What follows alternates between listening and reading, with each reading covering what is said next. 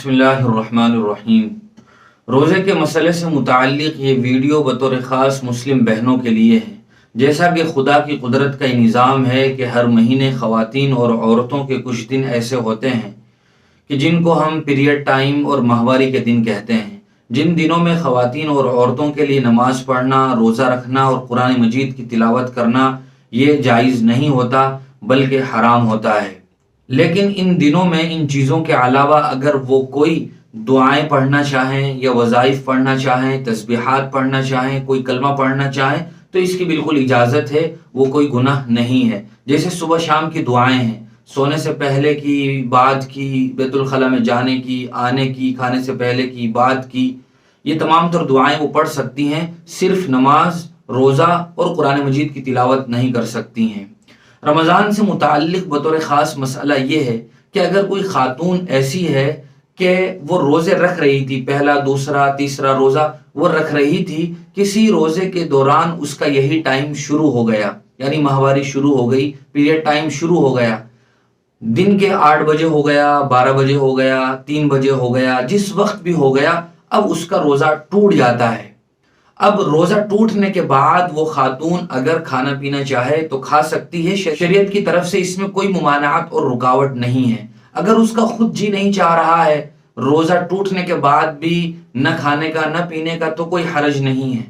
लेकिन एक गलत फहमी ये दूर करना है। बहुत सारी औरतें और ख़वातीन ये समझती हैं कि अगर रोज़े की हालत में उनका ये टाइम शुरू हो जाए तो उसके बाद वो जानबूझकर खाती और पीती नहीं है और ये समझती हैं कि हमें रोज़ेदारों की मुशावत इख्तियार करना है, हमें भी रोज़े का सवाब मिल जाएगा। हालांकि उनका रोज़ा तो टूट गया है, अब उसके बाद अब वो ये समझें कि हम रोज़ेदारों की मुशावत इख्तियार करें, ये दुरुस्त नहीं है। उनको अगर खाना या पीना ही नहीं है, उनकी तबीयत नहीं चाह रही है तो ये इनका एक पर्सनल मैटर है, लेकिन शरीयत की तरफ से कोई रुकावट नहीं है। वो चाहें तो अपना खा सकती हैं, पी सकती हैं, लेकिन बेहतर है कि वो दूसरों के सामने न खाएं। दूसरा मसला भी इसी से बिल्कुल जुड़ा हुआ है, वो ये है कि अगर किसी खातून के रमज़ान में यही दिन चल रहे थे और किसी दिन उसका ये वक्त ख़त्म हो गया, वो दिन में 8 बजे हो जाए, 12 बजे हो जाए, 3 बजे हो जाए, जिस वक्त भी वो पाक हो जाए, उसकी नापाकी के दिन ख़त्म हो जाए, तो उसके बाद से लेकर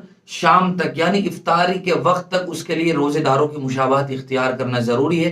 उसके बाद उसे खाना पीना नहीं चाहिए। यहाँ ये ज़रूरी है। पहले मसले में ये था कि वो खा पी सकती है अगर रोज़े की हालत में उसका वक्त शुरू हो गया, लेकिन दूसरा मसला ये है कि अगर रोज़े की हालत में उसका वो वक्त ख़त्म हो गया और नापाकी का वक्त ख़त्म हो गया, उसके बाद फिर उसके लिए खाना पीना ये जायज़ नहीं है, बल्कि शाम तक वो रोज़ेदारों की मुशावहत इख्तियार करेगी। और जितने रोज़े भी उसके रमज़ान में इस वजह से छूटे हैं, रमज़ान के बाद उन रोज़ों की वो क़ज़ा करेगी। बहुत सारी ख़वातीन को ये भी कहते हुए सुना गया, चूँकि शरीयत की बुनियादी तालीम से भी नावाकिफ़ियत है, वो ये समझती हैं कि जिस तरह इन दिनों की नमाज़ें बिल्कुल माफ़ हैं, उन नमाज़ों की कोई क़ज़ा नहीं है, इसी तरह रोज़ों की भी कोई क़ज़ा नहीं है, बल्कि रोज़े भी माफ़ हैं। हालांकि रोज़ों का मसला ये अलग है। रोज़े साल भर में सिर्फ 1 महीना होते हैं और नमाजें हर महीने की कई कई दिन की छूट जाती हैं। लिहाजा रोज़े का मसला ये है कि जितने दिनों के भी रोज़े छूटेंगे उनकी ईद के बाद क़ज़ा करनी ये ज़रूरी होगी। अल्लाह ताला हम सब को